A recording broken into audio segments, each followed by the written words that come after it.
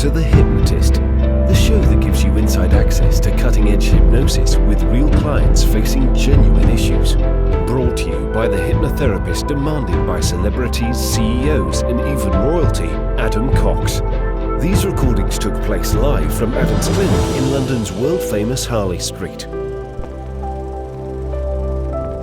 So, get yourself comfortable and enjoy today's episode of The Hypnotist.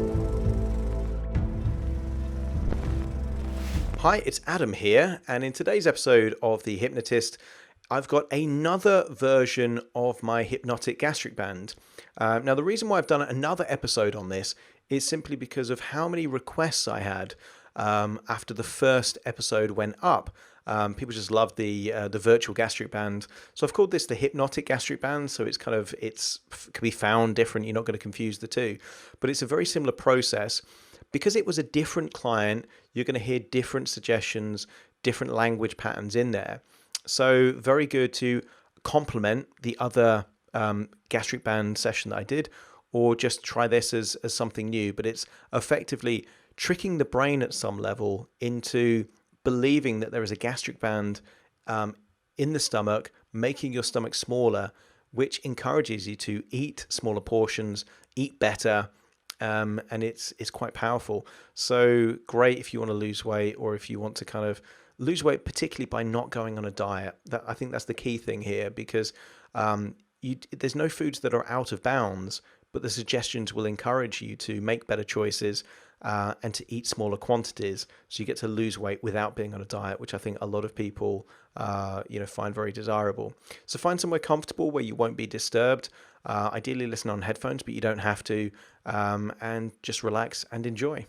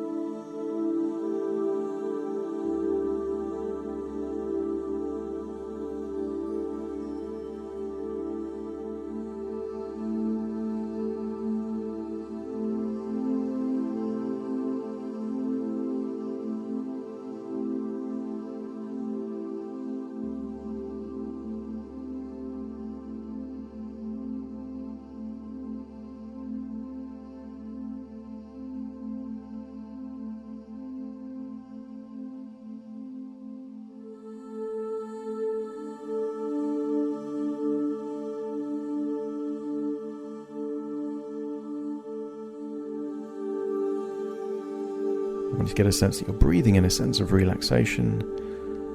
And as you breathe out, just imagine any tension is leaving your body. Breathing in relaxation and breathing out tension. And with each and every breath, you're going deeper and deeper relaxed. You'll listen to the sound of my voice, but every now and then your conscious mind will pick up on different sounds. The sound perhaps of a ticking of a clock. The sound perhaps of traffic outside the window. Or footsteps or noises outside the door. In a strange and contradictory way, the more that your conscious mind is paying attention to these sounds, the better able I am to influence your unconscious mind. That's right. Deeper and deeper relaxed. I want you to imagine that as you're breathing in that relaxation, the relaxation is spreading throughout your whole body. The tiny muscles around your forehead start to relax. Muscles around your eyelids, eyebrows start to relax. Muscles in your jaw, your cheeks. That's it. Relax and loosen. Even the tiny muscles around your face that you pay no attention to. There are muscles in your nose that enable you to flare your nostrils. You can relax those muscles. Muscles in your mouth that enable you to enjoy food. You can relax those muscles. Muscles even around your ears and on the top of your head. Relax those muscles as well. And that sense of relaxation is going down your neck into your shoulders, making you feel completely and deeply relaxed. Completely relaxed. With each and every breath. That's right. Spreading down into your arms, all the way down into your hands, into your fingers. Sometimes it's useful to notice whether or not there's a tingling sensation there in your fingers, giving you the sense that your whole body is relaxing now. And I want you to imagine that if someone was to lift up your wrist, I want you to get an overall sense that the arm feels heavy and loose and limp, and that if they were to let go of that wrist, your arm would just slump straight into your legs, into your chair. Completely relaxed.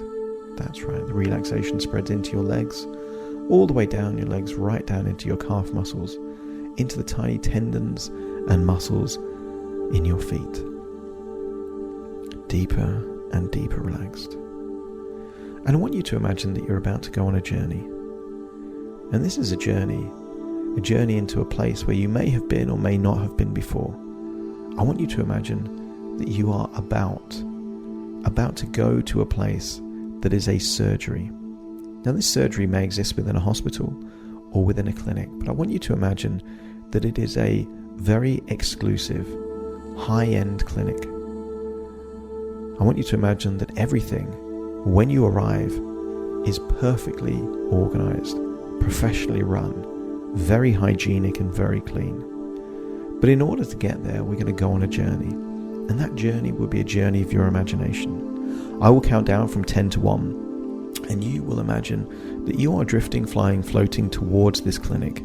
It is a private clinic just for you. There will be no other people there other than people that work in that clinic. The surgeons will be there, the anaesthetist will be there, maybe there's even someone on reception, but there will be no other patients in this clinic. I will count down from 10 to 1, and you will imagine traveling towards this clinic. Now, this clinic can be in any part of the world. It could be a clinic of the future, it could be a clinic of the past. It's just a clinic in your mind's eye that you are confident and comfortable in undergoing a surgical procedure to help you on your journey to become the best possible version of you. As we start to count from 10 to 1, each descending number you will imagine traveling towards this clinic. But with each descending number, you will also feel that you are going 10% deeper and deeper relaxed with each and every descending number. Starting now, 10% deeper relaxed. Just imagining you're floating up outside of your own head, seeing yourself looking relaxed in that chair. 9, leaving this building, drifting, flying, floating. It's just your imagination. You're not actually flying, but you have the perception of being floating, flying, moving towards it. As we go to 8, another 10% deeper and deeper relaxed, whole body slumped loose, completely relaxed, easier to breathe. Now that's right, 7. Another 10% deeper and deeper relaxed. 6. More and more comfortably relaxed. 5. Brainwave shifting from alpha to beta on their way to theta. The most vivid state of your imagination where you can have lucid dreams. Dreams that you feel like you're kind of in control of what's happening. And then 4, another 10% deeper and deeper relaxed. And maybe you're flying over cities and buildings, and you can see perhaps way off in the horizon as we reach to 3, that there it is, your own private clinic just for you. Maybe it's in a city, maybe it's in countryside, you decide. And we go to 2, getting closer and closer, and 1 touching down outside of the clinic entrance, and 0, you're now in your own human form. As if you're outside the reception area of this very impressive, high-end luxury clinic. And as you move towards the doors automatically open, you walk inside, and there is a friendly receptionist that tells you to wait in the waiting area, that the anaesthetist and the consultant will be with you very soon. And in the waiting area, I want you to imagine there is a large TV screen, and the large TV screen is explaining what the procedure is. Maybe there are diagrams and images on this screen, and there is a voiceover explaining what this surgery is, explaining the shape of the stomach, explaining that the stomach can stretch and grow, that for people that consistently have very large portions of food, their stomach is huge because the stomach can stretch, and that's the point of the gastric band. It stops the stomach stretching because it can't go beyond the size of the band. I want you to see how they do it. They don't open up the chest like it's a heart transplant. They just make a tiny incision just below the rib cage. They need to know what's going on, so they have a little tube that contains a tiny camera so they can see what's happening inside the body. They have another tube that lassos the band around the stomach. The stomach is small already, but by tightening the band at the middle point, it almost makes the stomach look like a sand timer in a diagonal position. It gives you a sense with the sand timer that in order for sand to go from the top to the bottom of a sand timer, an egg timer, it has to go through a narrow tube. The narrow tube separating the 2 parts of a sand timer means it takes time for the grain of sand to go from the top to the bottom. The voiceover on the video explains that's how it will work in your stomach. It will simply take longer for your stomach to empty before it goes into your intestines. The stomach is to make the food small enough to pass through your digestive tract. The voiceover explains that in order to work with your gastric band, it's crucial that you chew your food thoroughly. The benefit of chewing your food very thoroughly is that you can extract more value, more pleasure from your food than if you suddenly swallowed it and just chewed 2 or 3 times. Now, there isn't a number of times that you're recommended to chew, but the more times you chew, then the more you break down the fiber and the more you break down what the food is in your mouth. And the more well chewed your food is, the more efficiently your body can extract nutrition, the more it can extract energy. Many people will eat food for energy without realizing that if they chew it properly, their body can get the energy quicker. He then explains that in order to work with the gastric band, it's worthwhile imagining the top part of your stomach as your hand holding a small ball, like a golf ball or a squash ball. That in terms of non-high water content foods, you want to think about that size of a portion. You can have as much salad or high water content vegetables as you want, but in terms of the main food, like your protein or your main carb, that will be the size of your hand, your fist, holding a golf ball. That's right. In order to work with it, it makes sense that if you're eating less, you eat better quality. And all these thoughts permeate and rattle around your mind as the anaesthetist walks in, asks you to go to the consultation room, asks whether or not you would want general or local anaesthetic. You find that you are asking for local anaesthetic because you want to be aware of what's happening while it's happening. The anaesthetist said that's fine. You are wearing all the right appropriate clothes for surgery. And now that you're wearing those clothes and you can see you're wearing those clothes, the anaesthetist informs you that you will have an injection. The injection is a small injection, and it is just designed to numb the area around your stomach. That's all it needs to do. And he gives you that injection now. He says that it will take just a few minutes for it to take effect. But all you will notice is kind of a strange sensation around your stomach area and maybe around the skin, around your chest and just under your ribs. Your eyes are open as you see the anaesthetist just do a check. You see him with something that looks like tweezers, just pinching your skin. And you're seeing him do it, but you can feel nothing, which reassures you that the surgery that you're about to experience will be completely pain-free. If that makes sense, just let me know by nodding your head. That's right.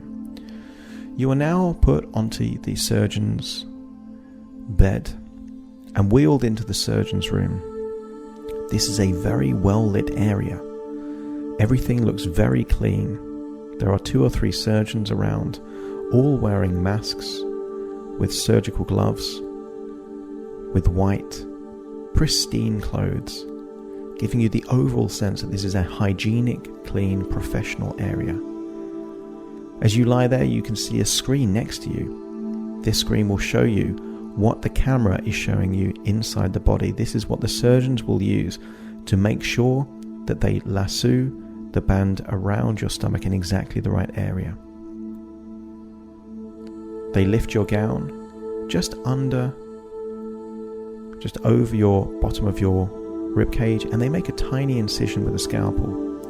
And although you can see the incision being made, you feel no pain. There is a tiny bit of blood and they wipe it away.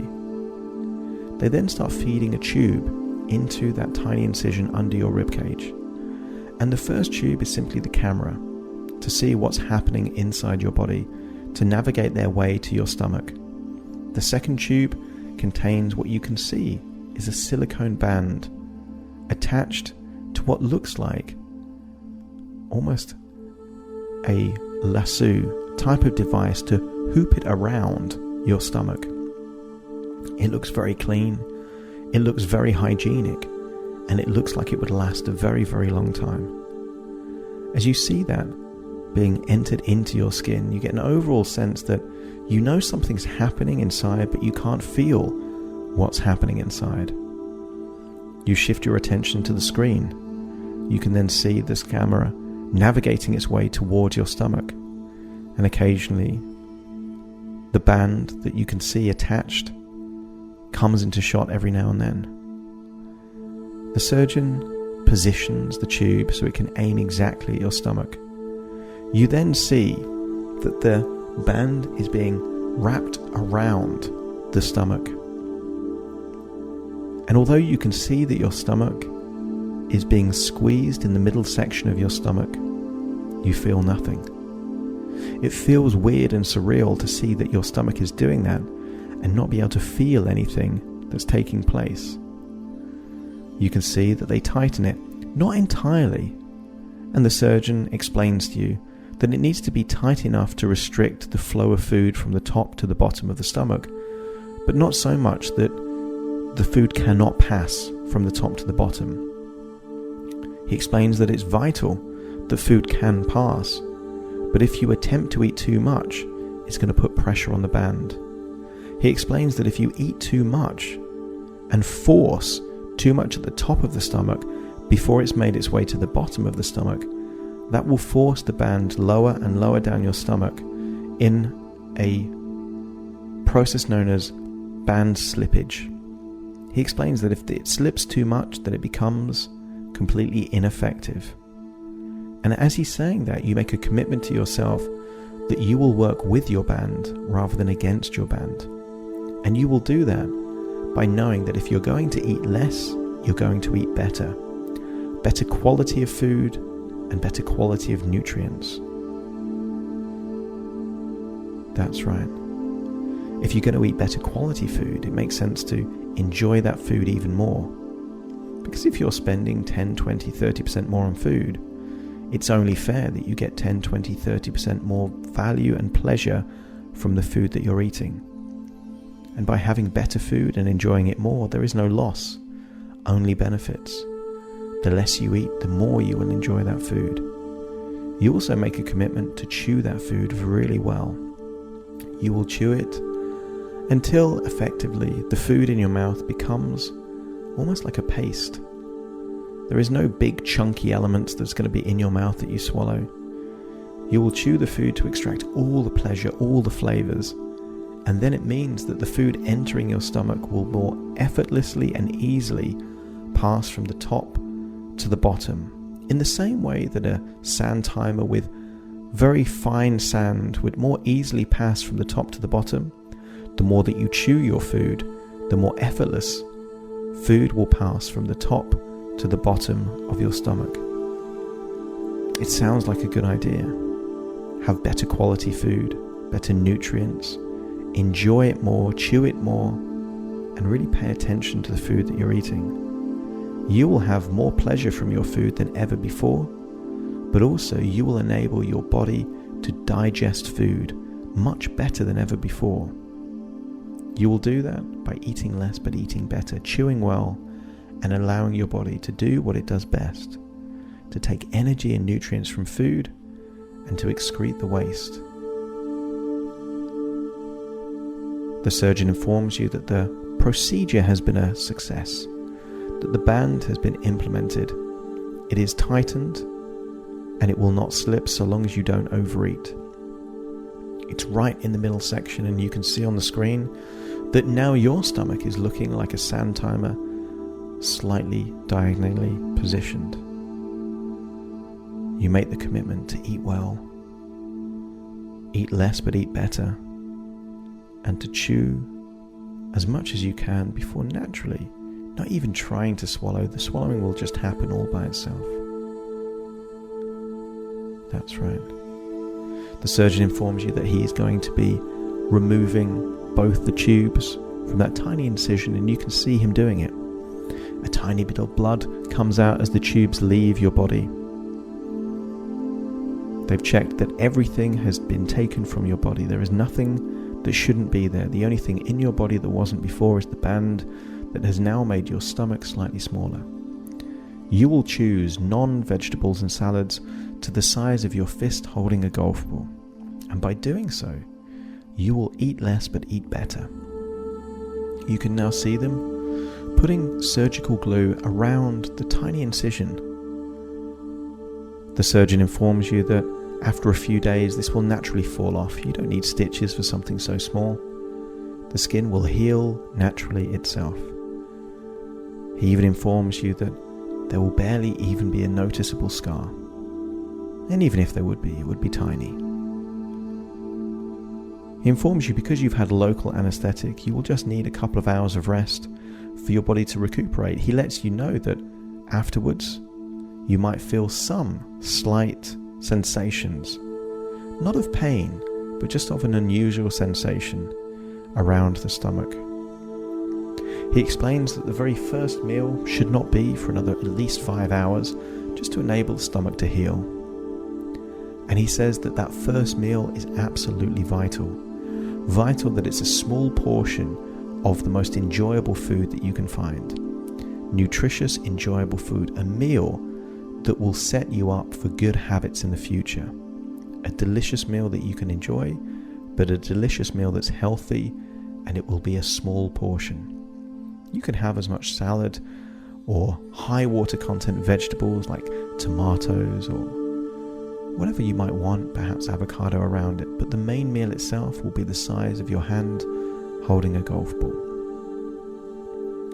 You make certain commitments to yourself as you're spending that 2 hours just feeling like you're recovering. You're proud of the progress that you've already made.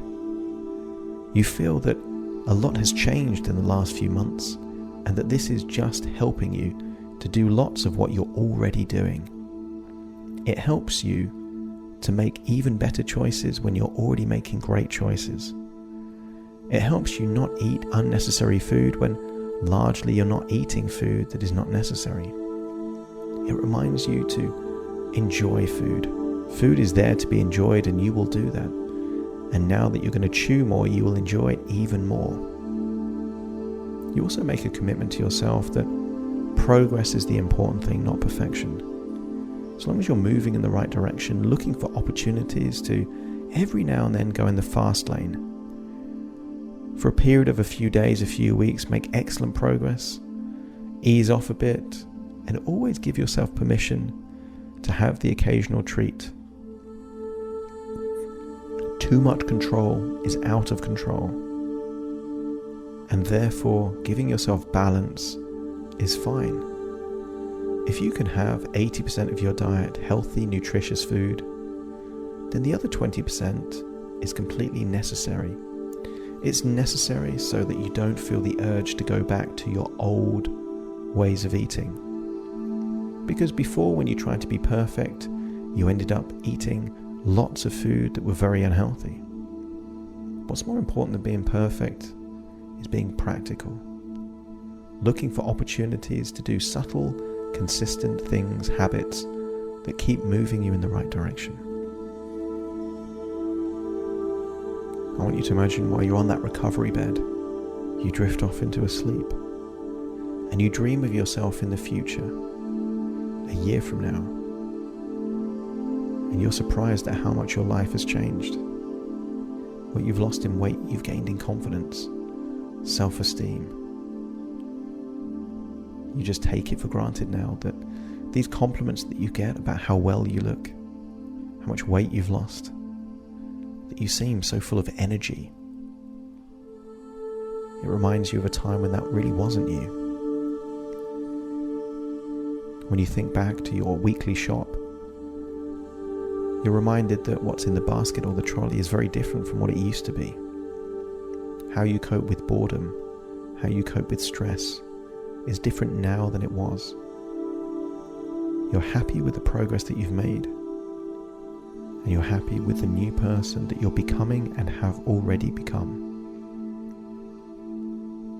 As you lie there in that dreamlike state, feeling grateful for the progress and excited for the future evolutions of yourself. You get an overall sense that the future is optimistic, positive, and you're glad that you've done something for you that will benefit the rest of your life. In a few moments' time, I'm going to count from 1 to 10 to awaken you. You will awaken full of energy, optimism. You will look forward to your meal this evening, and it will be a meal that is healthy, nutritious, but doesn't need to be big. The idea that the more is better is not true. With food, quality is more important than quantity. You're looking forward to that quality, nutritious, delicious and healthy food. You will awaken full of energy, optimism, with a desire to make even more progress. You will awaken with all normal sensations returning to your arms and legs, and you will awaken fully present in this room at this time, looking forward to the next few days, weeks, and months ahead. Starting to count to awaken you. 1, 2, 3, waking up. 4, 5, 6, more alert. 7, 8, open your eyes, open your eyes. 9, 10, wide awake, wide awake, wide awake. Thank you for listening to The Hypnotist with Adam Cox, the show that gives you inside access to cutting-edge hypnosis with real clients facing genuine issues. To automatically receive the latest episodes, please subscribe. If you'd like to support the show, please share this episode with just one friend you think it could help. And if this episode helped you, please leave us a 5-star review.